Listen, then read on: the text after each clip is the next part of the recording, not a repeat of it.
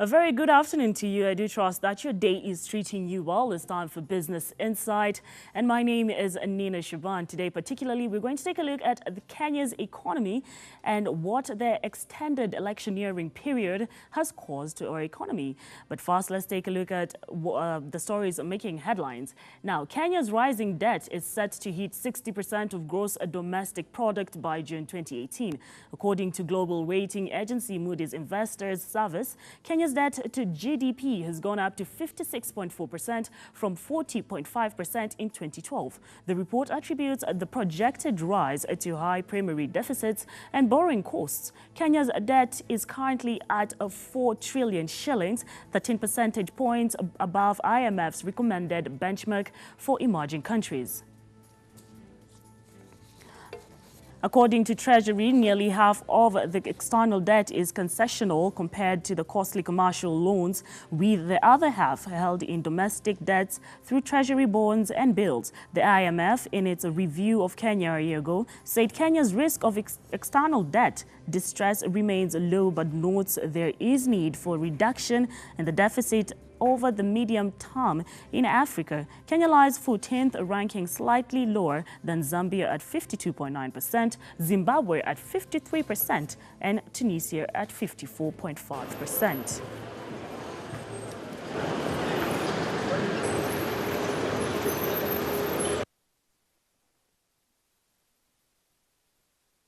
Farmers in Kenya have started venturing into short-term crops for quick income. Most farmers say long-term crops such as maize and coffee brings minimal income in spite of the duration spent on farms. In today's Business Insight, we are focusing on Susan Nema, who is growing groundnuts in Bungoma County.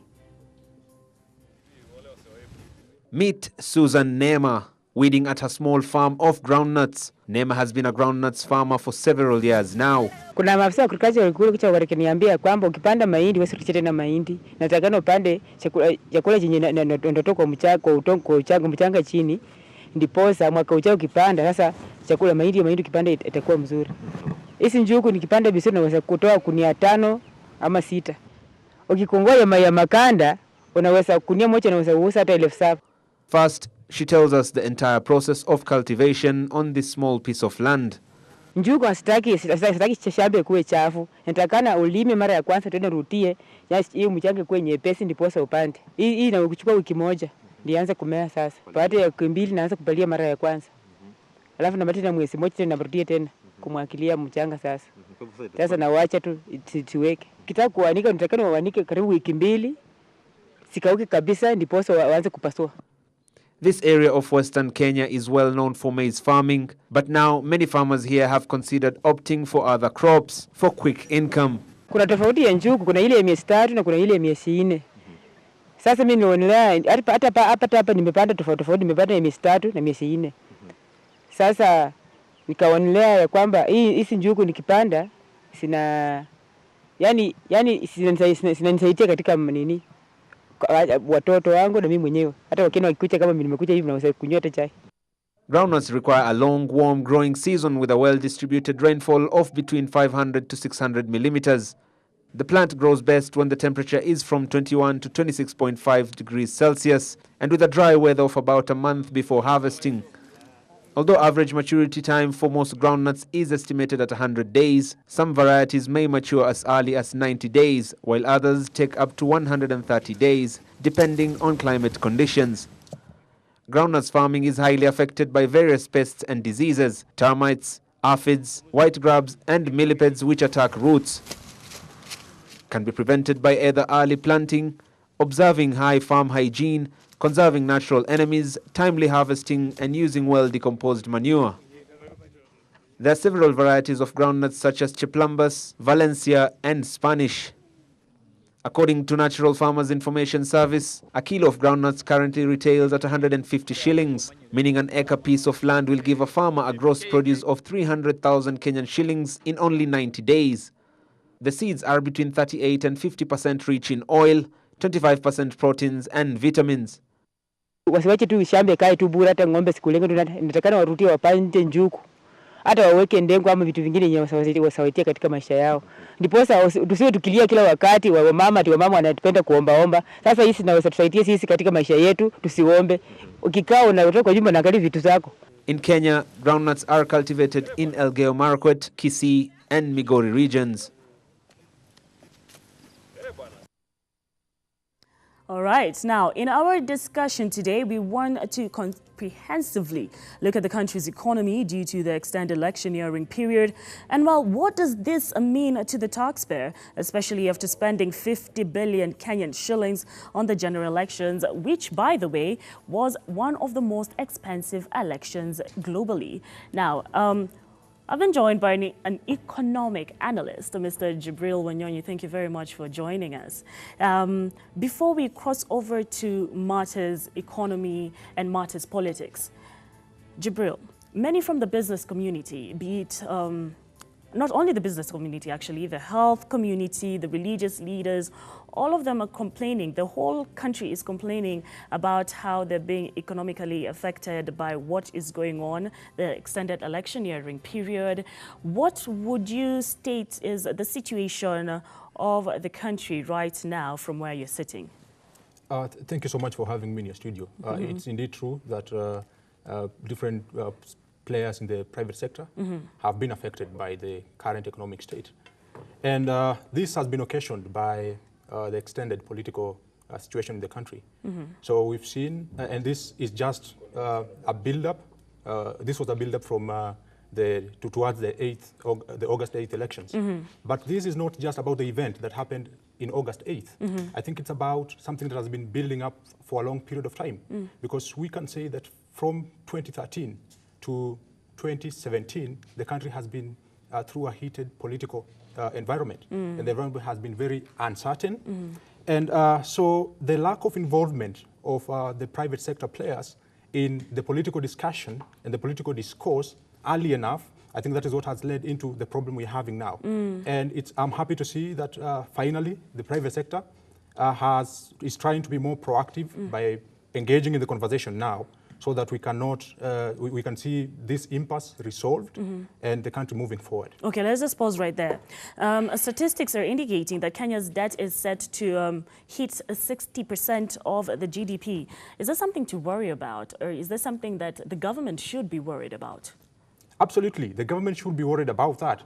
Because you see, when the debt rises, because about last month it was between 55% to 56%, and if that continues, the rate at which the government has been borrowing, that might hit, like you said, at 60%.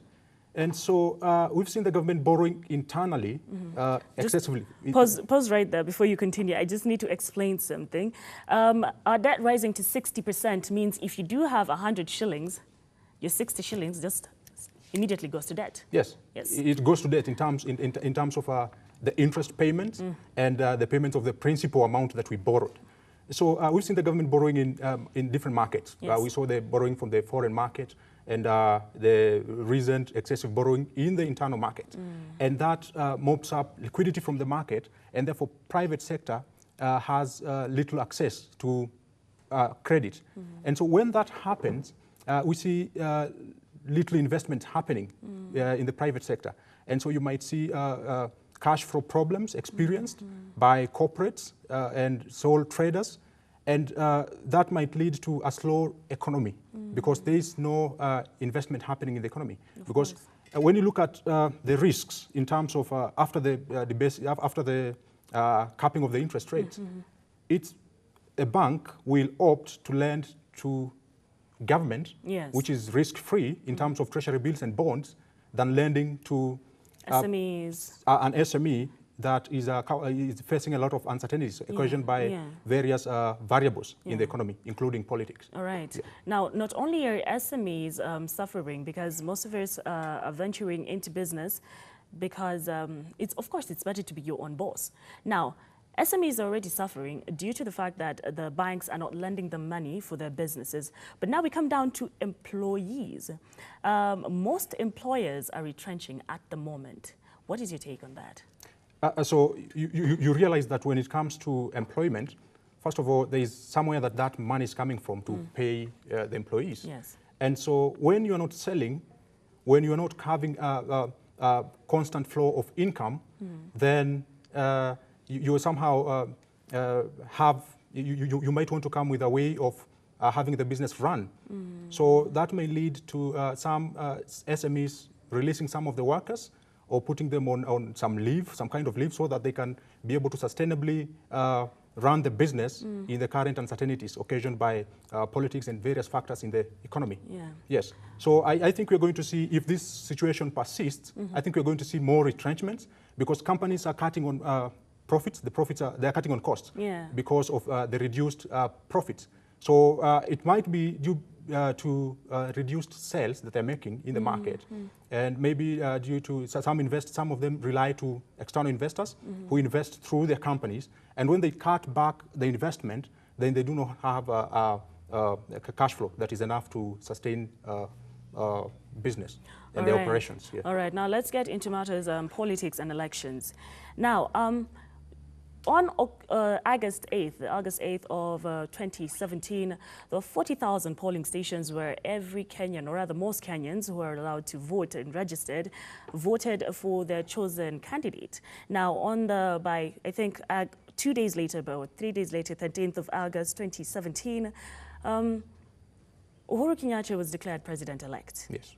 And on the 1st of September, Maraga and team, Chief Justice Maraga and team, nullified his win. Yeah. Now, Kenyans have already spent 50 billion shillings on elections. And by Kenyans, I mean taxpayers have already spent 50 billion shillings on elections.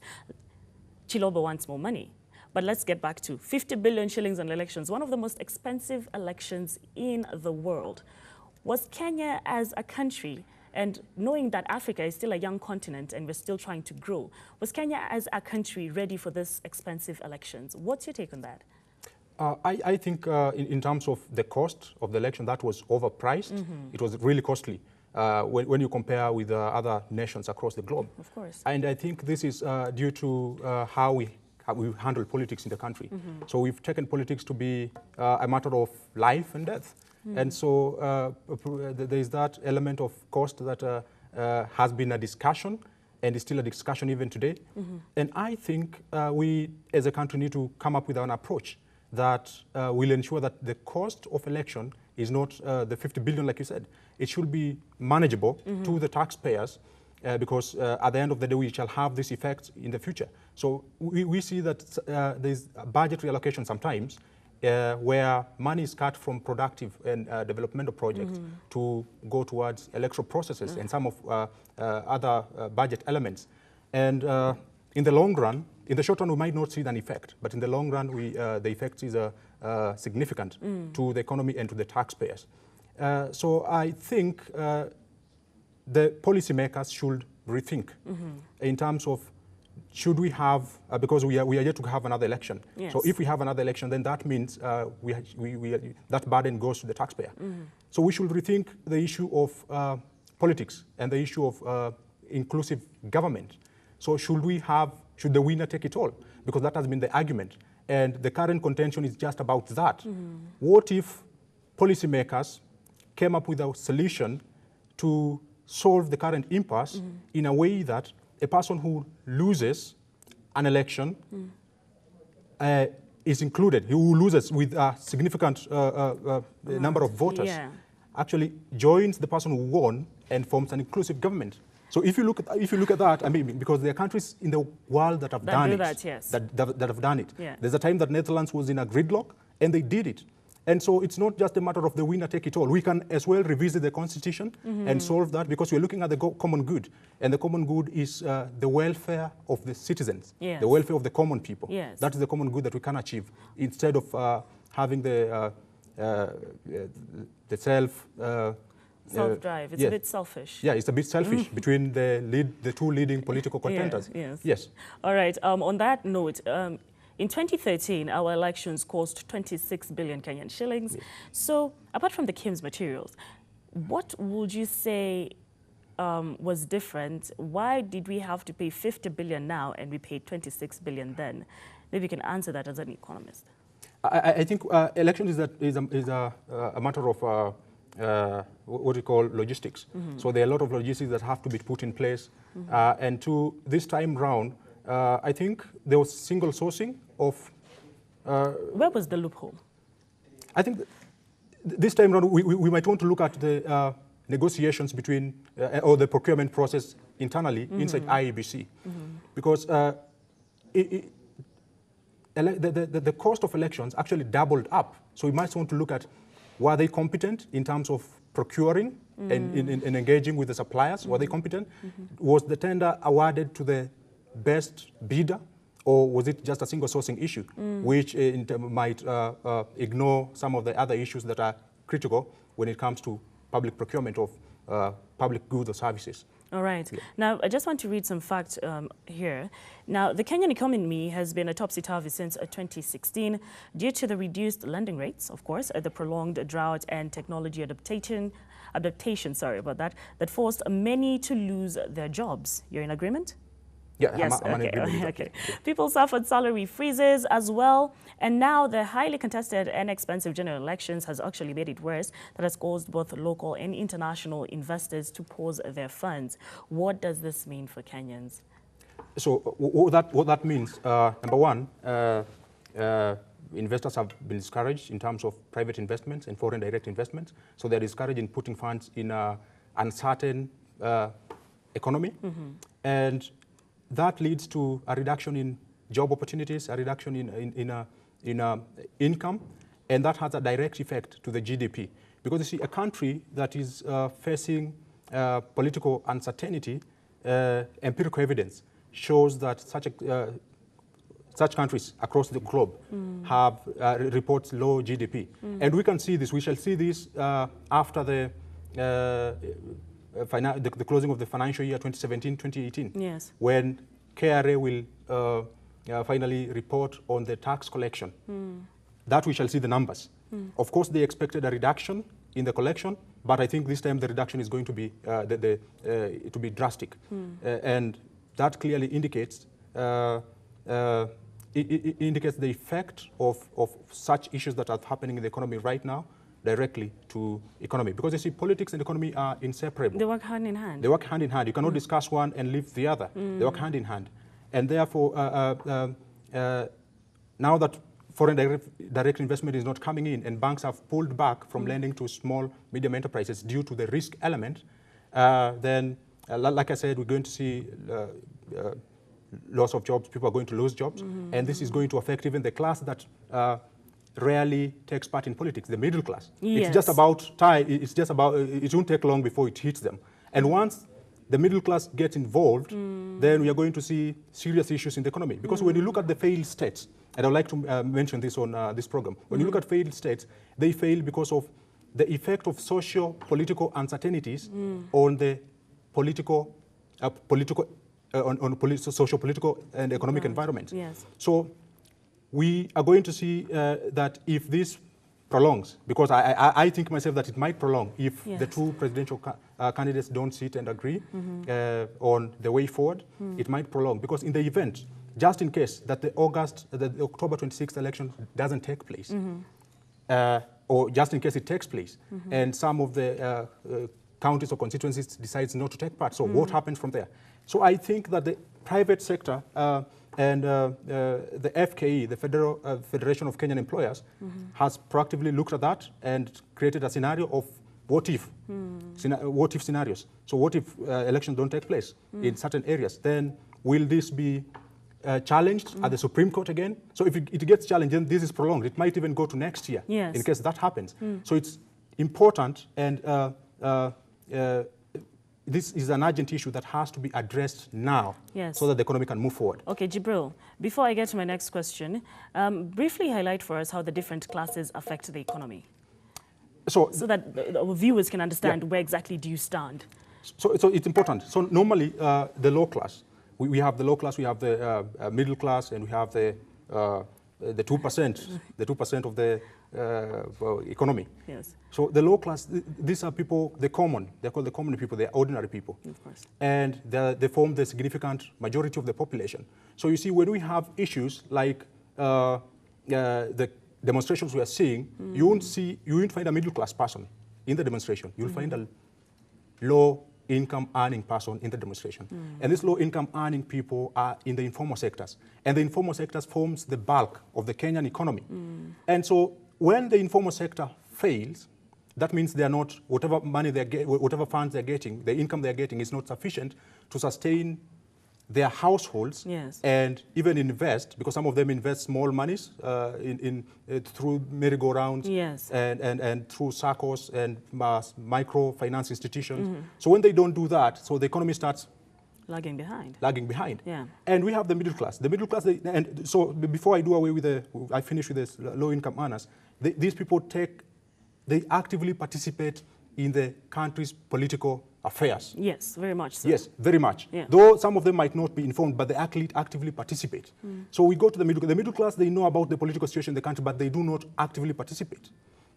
So when finally the economy hits the middle class, then you shall see a combination of forces between the middle class and the low-income earners. And so when that happens, then you expect that will lead to a failed state, because that's actually happened when you look at the anatomy of failed states. That's how it happened. Yes. Because you see now, government might end up not collecting enough taxes. When it doesn't collect enough taxes, then it cannot serve the needs of the people. It cannot provide the public goods and public services. Of course, yeah. That means it might not be able to take care to finance education, to finance security. It might not be able to finance some of the key social programs that are needed for the common people. And when that happens, then people will gang up irrespective of the political affiliations, because people will be suffering. There will be no need for someone from the opposition or a political player to come and tell people, hey, look, this is what is happening. People realize themselves, and they might gang up, and that might lead to a civil action, an uprising, like we saw in Egypt. So it's important that these two candidates come together and sit and agree. And they agree. On the way forward, before, instead of prolonging this situation. Now, which brings me to my next question.